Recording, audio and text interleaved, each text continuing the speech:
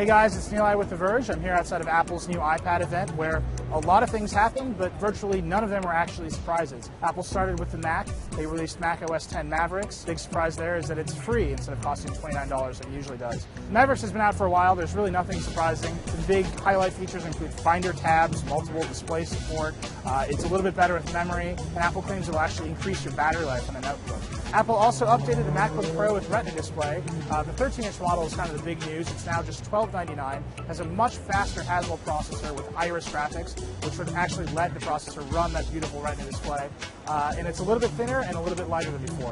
The 15-inch is basically the same design, also has a much faster Crystal Well processor with Iris Pro graphics and an optional discrete GPU if you want that.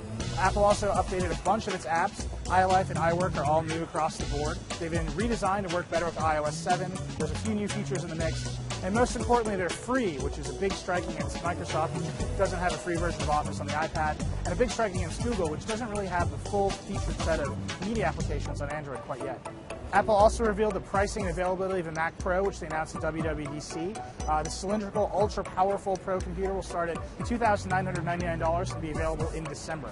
Lastly, of course, the big news here is new iPads. Apple replaced the existing iPad with a new model called the iPad Air, which is basically the same design as the iPad Mini, but way, way bigger at 9.7 inches.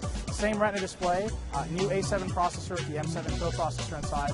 Really beautiful, really light, really thin. You kind of have to hold it to understand just how light and thin it is. Apple also added the Retina display to the iPad Mini, which is basically the same as the iPad Mini with the Retina display and now the A7 processor as well. That model is $399, so Apple's staying on the high end with its tablets. They're really betting that people will pay a premium for the iOS experience and a huge ecosystem of tablet apps. Overall, it was a very iterative set of updates for Apple. Nothing surprising, nothing we didn't see coming. The iPad Air is beautiful, it is very light and very thin, but we've been waiting for Apple to take a big step for a few events now, and I'm hoping the next time we come to California, we'll see something daring from the company.